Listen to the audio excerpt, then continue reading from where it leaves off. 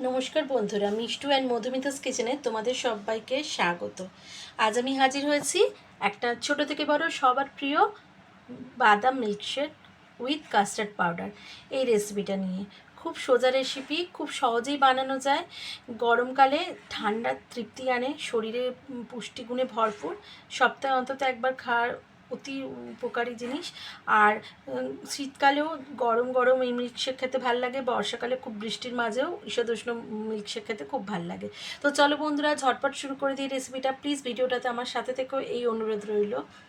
প্রথমে আমি 3 থেকে 4 ঘন্টা এই বাদামগুলোকে ভিজিয়ে রেখে খোলা ছাড়িয়ে নিয়েছি।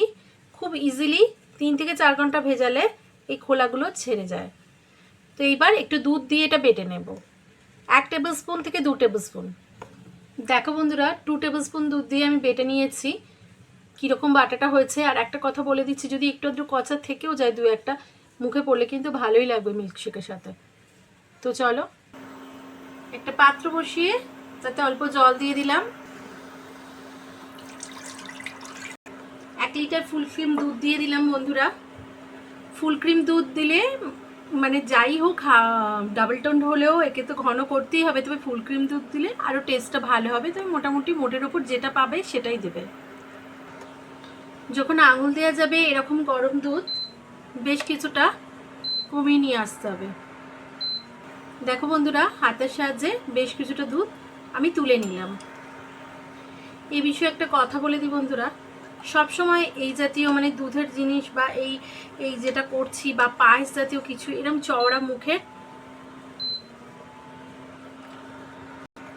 চওড়া মুখোলা জায়গায় করবে। বারবার এরমভাবে করলে তাহলে খুব তাড়াতাড়ি দুধটা ঘন হয়ে যায়, এরকম চওড়া মুখের পাত্রে করলে। তো পায়েসের ক্ষেত্রেও তাই, আর এই যে মিল্কশেক করছি এর ক্ষেত্রেও তাই। খুব তাড়াতাড়ি ঘন হওয়ার জন্য আমি এরকম পাত্র নিয়েছি। আমি এই সময় এই দুধটার মধ্যে 1 স্পুন 2 স্পুন কাস্টার্ড পাউডার দিলাম, আর 1 পিঞ্চ এই স্যাফরন দিলাম। এটা ভালো কালার আসবে, ফ্লেভার আসবে। দিয়ে খুব ভালো করে মিশিয়ে সরিয়ে রাখবো, সময় ব্যবহার করব। একটু যেন ল্যাম্পস না থাকে এইভাবে গুলিয়ে নিলাম। বন্ধুরা, দুধটা একটু গরম হয়ে গেছিলো, তাই জন্য আমি প্রথমে মেশাইনি। এটা সব সময় কাস্টার্ড পাউডার আমার বাড়ির তৈরি। তোমরা নিশ্চয়ই আমার ভিডিও দেখেছো, না দেখলে আমি লিংক দিয়ে দেবো তোমাদেরকে।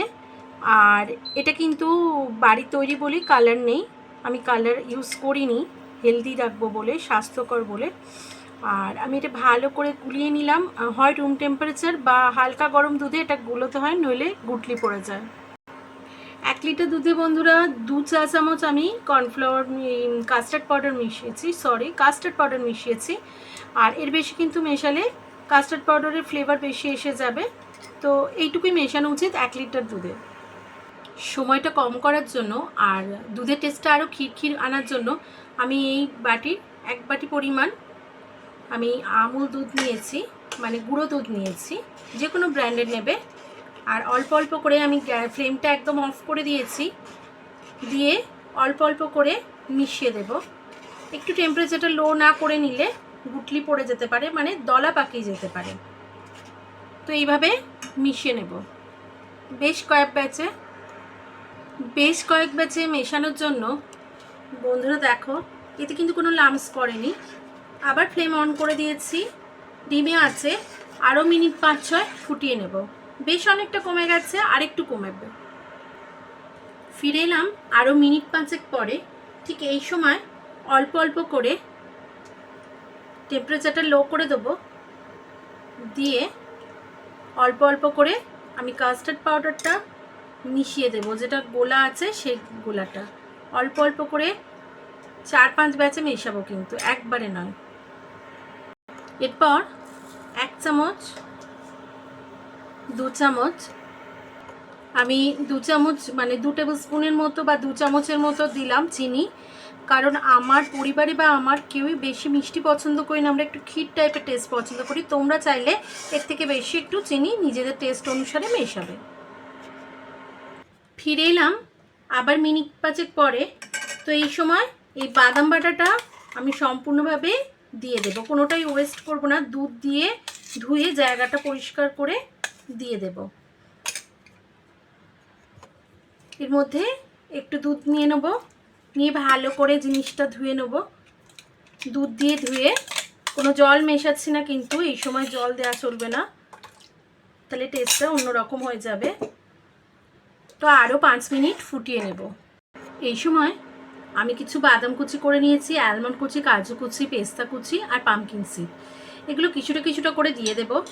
কারণ যদি আমি বাদাম শেকের মধ্যে অল্প অল্প ক্রাঞ্চি ক্রাঞ্চি বাদামের পাওয়া যায়, তাহলে কিন্তু মন্দ লাগবে না, বেশ ভালো লাগবে, বাচ্চারা খুব টেস্ট করে খাবে, আর ভীষণ উপকারীও এটা। কিছুটা চিবিয়ে খাওয়া ভালো সব জিনিসই, এরকম ডাক্তাররা বলেন। শেষে সুন্দর ফ্লেভারের জন্য অল্প এলাচ গুঁড়ো দিয়ে দিলাম, আর এটা দিয়ে আরও মিনিট 3 ফুটিয়ে নেব। বন্ধুরা, আবার একটা কথা মনে করে দিতে এলাম, এরম জিনিস সবসময় পায়েস বা এই জাতীয় দুধ জাতীয় জিনিস চড়া জাতীয় জায়গায় করার চেষ্টা করবে, তাড়াতাড়ি ঘন হয়ে যায়। আর কনডেন্স মিল্ক বা কাস্টার্ড পাউডার এই জাতীয় জিনিস দেওয়ার পর কিন্তু সবসময় টেম্পারেচার কমে করে দেবে, লোয়ে করে আমি কিন্তু ফোটাচ্ছি। বাদাম মিল্ক আমাদের একদম রেডি, এর থেকে গাঢ় আমরা করব না, পুরো হাফ হয়ে গেছে দুধটা। এবার আমরা এই কড়াইতেই রেখে একটু চালিয়ে জুড়িয়ে নেব, তারপর অন্য পাত্রে ফ্রিজে রেখে দেবো অ্যাটলিস্ট 2 to 3 আওয়ার্স, তারপরে সার্ভ করে আমি দেখাচ্ছি। বন্ধুরা, আজ তৈরি করছি বাদাম মিল্ক, ছোটো থেকে বড় সবার প্রিয় এই বাদাম মিল্ক। তোমরা এটা ঠান্ডায় যেমন খেতে পারবে, বর্ষায় যেমন খেতে পারবে, গ্রীষ্মেও তেমনি খেতে পারবে। গ্রীষ্মে এটাকে ঠান্ডা করে খেতে হয়, আর শীতে বা বর্ষায় এটা হালকা কুসুম গরম করে খেতে মানে সবার ভালো লাগে, এবং খুব পুষ্টিকর সুস্বাদু এই জিনিসটা, এবং খুব হেলদি। উইকে অন্তত একবার খাওয়া খুব ভালো, বাচ্চাদের তো খুব প্রিয়, সবারই প্রিয়। ফিরে এলাম আমরা 3 ঘন্টা পর। তোমাদের একটা কথা বলে রাখি, যদি কারোর খুব তাড়াতাড়ি দরকার থাকে তাহলে ডিপ ফ্রিজে মোটামুটি 1 ঘন্টার মতো রাখবে, তাহলেই হবে। এবার আমরা পেস্তা কুচি আর অ্যালমন্ড কুচি দিয়ে একটু গার্নিশ করে দেবো। বন্ধুরা, কেমন লাগলো তোমাদের এই বাদাম মিল্কশেক? যদি ভালো লাগে তো অতি অবশ্যই লাইক, শেয়ার, কমেন্ট করো। আবার হাজির হয়ে যাবো নতুন কোনো রেসিপি নিয়ে, প্লিজ একবার বানিয়ে দেখো। তো চলো, টাটা এখনকার মতো।